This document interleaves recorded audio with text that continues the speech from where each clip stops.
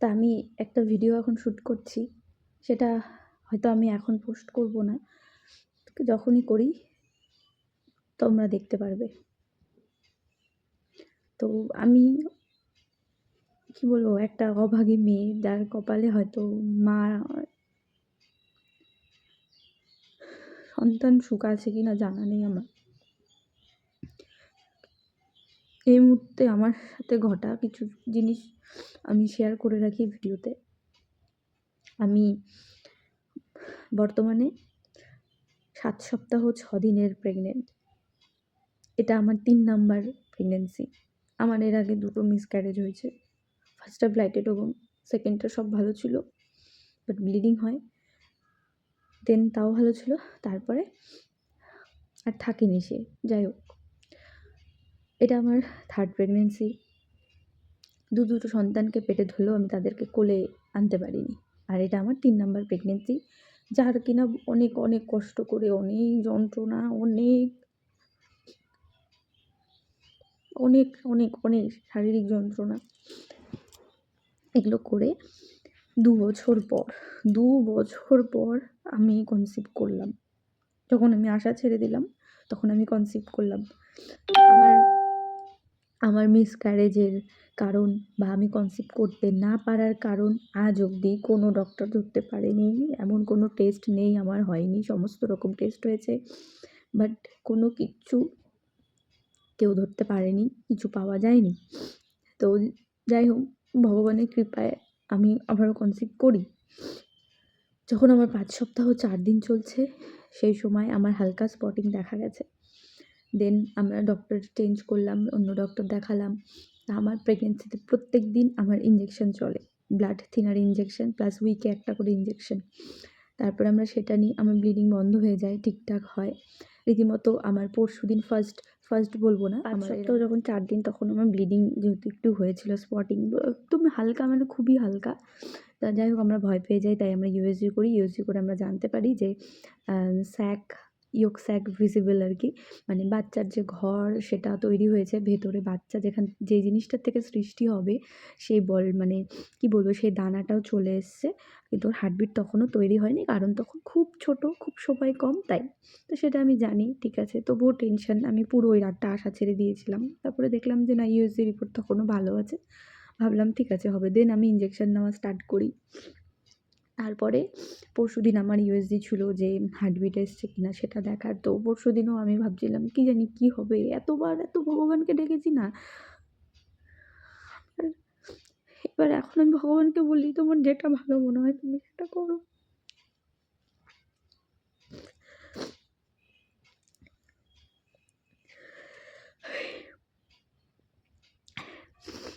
এই ভিডিওটার মানে এই মুহূর্তটা শেয়ার করার আমার একমাত্র কারণ হচ্ছে, আমার মতো হয়তো অনেক মেয়ে হয়তো আছে,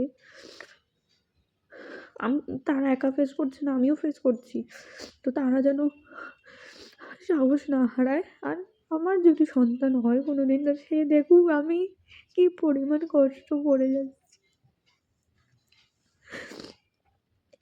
তো রীতিমতো পরশুদিন আমার রিপোর্ট হয়, ওখানে দেখালো যে না, বাচ্চা তৈরি হয়েছে, হার্টবিট এসছে, আমাকে দেখালো।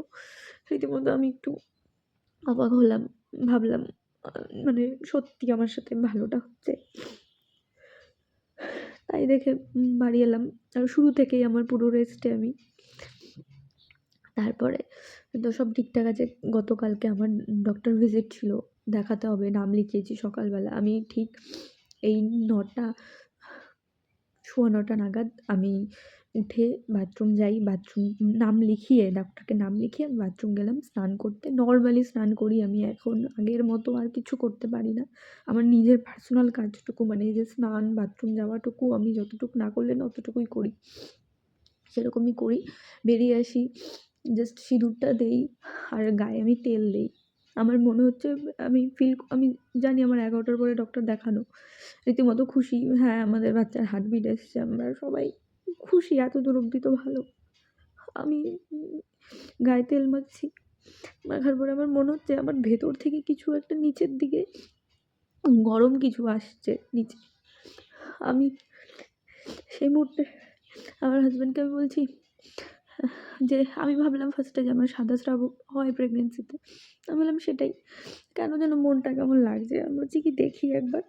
দেখতে গিয়ে দেখছি আমার পুরো হাতের মধ্যে ব্লাড, পুরো তাজা রক্ত, পুরো তাজা রক্ত। যাই হোক, আবার ডক্টরদের ফোন করি। সকালে ডক্টরকে পাচ্ছিলাম না। যাই হোক অনেক কিছু করে পাই, ফোন করি। ডক্টর বলল বালিশ পায়ের তলায় দিয়ে শুয়ে থাকো। 10:30 বাজলে তুমি আবার, ওনারা পাঠালো যেখানে, ওখানে যাও ইউএসজি করো।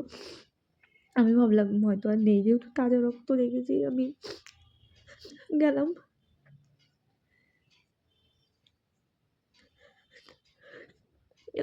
ইউএসজি করতে গেলাম। যাওয়ার পরে ইউএসজি হলো। তা আমাকে ওখান থেকে 2 বার করে টিভিএস করেছে, প্লাস ইউএসজি করেছে, 2 বার করে সব করেছে। করে নিয়ে আমাকে ভালো মতন দেখালো, স্ক্রিন ঘুরিয়ে আমাকে দেখালো তোমার বাচ্চা একদম সুস্থ, স্বাভাবিক, ও গ্রো করছে ঠিকঠাক, হার্টবিট স্ট্রং ওর। ইভেন আমার বাচ্চা নড়ছে, আমাকে সেটা দেখালো স্ক্রিনে। খুব ছোট কিন্তু নড়ছে, ও ভালো আছে, কোনো ইন্টারনাল ব্লিডিং নেই, ইউটারাসের মুখ খোলেনি, কিচ্ছু না, কিচ্ছু না, সব রিপোর্টস ঠিকঠাক। এবারে সেটা দেখে শান্তি পেলাম। তারপরে ডক্টরের কাছে সারাদিন ডক্টরের পিছে পিছে দৌড়ালাম। আমার বরটা পাগলের মতন আমাকে নিয়ে ছুটছে, ওর সর্বস্ব দিয়ে চেষ্টা করছে। সেখান থেকে ডক্টর দেখালাম, ডক্টর দেখাতে গেলাম। ডক্টর নর্মালি যে চেম্বারে দেখাই সেখানে বসতে তার দেরি, আর আমার ইমার্জেন্সি কেস জন্য আমাকে, উনি যেখানে ওটি করে নার্সিংহোমে সেখানে আমাকে দেখে দিবে। কিন্তু সেখানেও গিয়ে প্রবলেম, সেটা হচ্ছে উনি বসে দোতলায়, মানে উনি ওটিতে, মোট কথা ওটি দোতলায়, আর আমার সিঁড়ি ভাঙা যাবে না। রীতিমতো আমি সামনাসামনি কথা বলতে পারিনি, আমার হাজব্যান্ড গিয়ে কথা বলেছে, আমি নিচে ছিলাম। যাই হোক ডক্টর আমাকে ইঞ্জেকশন দিল টোটাল 11টা, আর যেটা আমি প্রত্যেক দিন নিই সেটা রয়েছে। এই মুহূর্তে বললো 5টা ইঞ্জেকশন, অ্যাকুসাস্টেনেবল ইঞ্জেকশন, তোমরা হয়তো কেউ কেউ জানতে পারো অ্যাকুসাস্টেনেবল ইঞ্জেকশন, যেটা আমি সেকেন্ড প্রেগনেন্সিতেও নিয়েছিলাম। অ্যাকুসাস্টেনেবল ইঞ্জেকশন সেটা আমাকে দিল 5টা প্রত্যেক দিন। এই 5 দিন ইকোস্প্রিন আর লুপিনক্স বলে, মানে ব্লাড থিনার ইঞ্জেকশন, ওই দুটো চলবে না, এখন বন্ধ, 5 দিন বন্ধ যেহেতু ব্লিডিং হচ্ছে। আর এই 5 দিন অ্যাকুসাস্টেনটা চলবে, আর তারপর থেকে ব্লাড থিনার ইঞ্জেকশনও শুরু হয়ে যাবে রোজ। আর অ্যাকুসাস্টেনটা একদিন গ্যাপ করে 6টা নিতে হবে। ভালো কথা। বাড়ি আসি, আর কমপ্লিট বেড রেস্ট, মানে বেড রেস্ট একদম। সেই কথা মতো কিন্তু আমি আছি শুরু থেকে। আমি যতটা অ্যাক্টিভ একটা মেয়ে, সব বিসর্জন দিয়ে আমি শুয়ে বসে।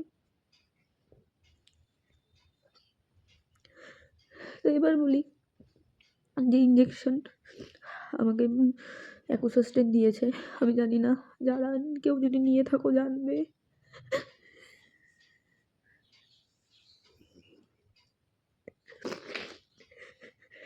এই ইঞ্জেকশনটার কষ্ট, এই ইঞ্জেকশনটার যন্ত্রণা নরক যন্ত্রণার থেকেও খারাপ। আমি এইচএসজি করে, আমার এইচএসজিও হয়েছে, আমি দুবার কনসিভ করার পরেও আমাকে এইচএসজি করতে হয়েছে, যেহেতু আমার এর মধ্যে বেবি আসছিল না। দুবার মানে আমার একবার এইচএসজি হয়েছে, সেটার তো অনেকেই বলে অনেক যন্ত্রণা, কিন্তু সেগুলো যন্ত্রণা না, আমি যে যন্ত্রণা ভোগ করছি।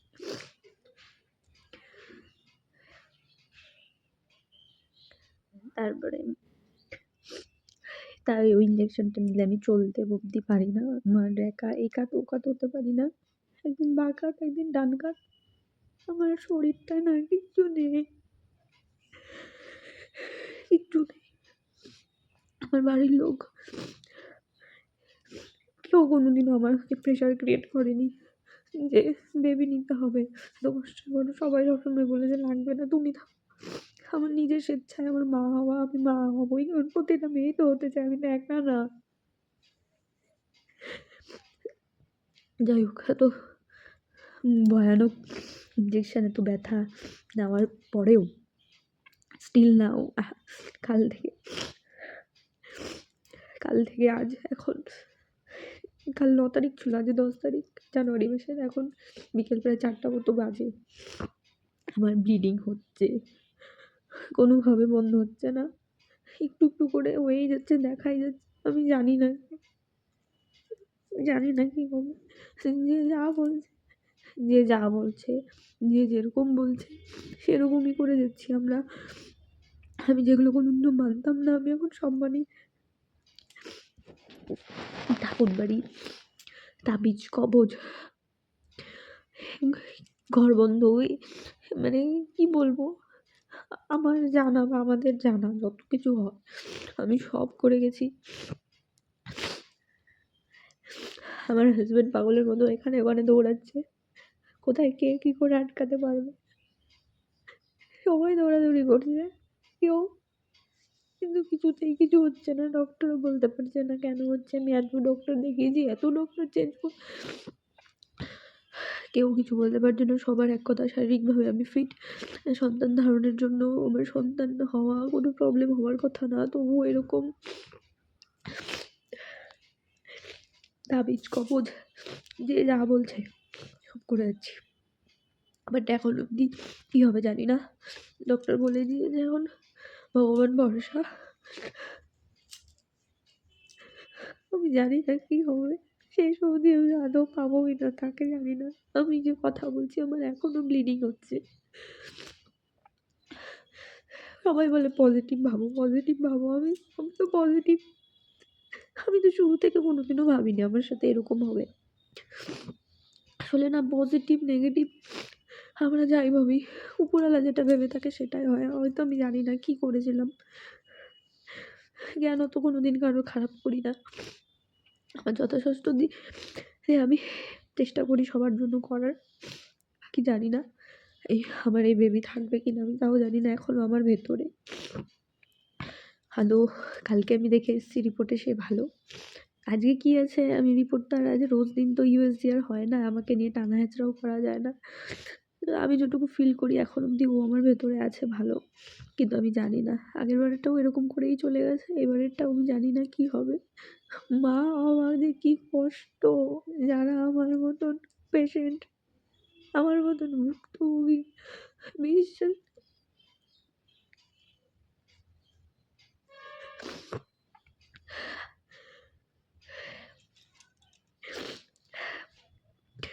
এত যন্ত্রণা, এত কষ্ট আমি ভোগ করে যাচ্ছি এখনো। আমি হয়তো সবটা আমি বলতেও পারলাম না, আমি গুছিয়ে আমার মাথা কাজ করে না এখন। তবুও আমি স্ট্রং থাকার চেষ্টা করি, কাঁদি না, কাঁদতে পারি না, কারণ সবাই চিন্তা করে আমাকে নিয়ে।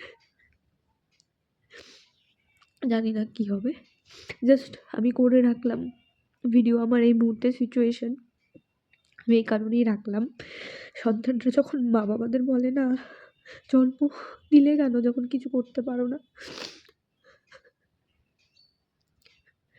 মা বাবা হওয়ার যোগ্য না, মা হওয়ার যোগ্য না, এরকম আমরা কিন্তু কম বেশি শুনি, আশপাশে এরকম অনেক শুনি। এই জন্য আমার করা। আর আমার মতন যারা এরকম আছো, তোমরা কেউ একা নয়, এরকম আমরা অনেকেই ভুক্তভোগী, কারোরটা প্রকাশ পায় কারোরটা পায় না, ব্যাস এইটুকুই। জানি না আমার এই ভাগ্যে কী আছে, ভগবান কী লিখে রেখেছে, দেখা যাক কী হয়। সুস্থভাবে যদি সব কিছু আমার হয়ে যায় তবে আমি ভিডিওগুলো আস্তে আস্তে পোস্ট করব।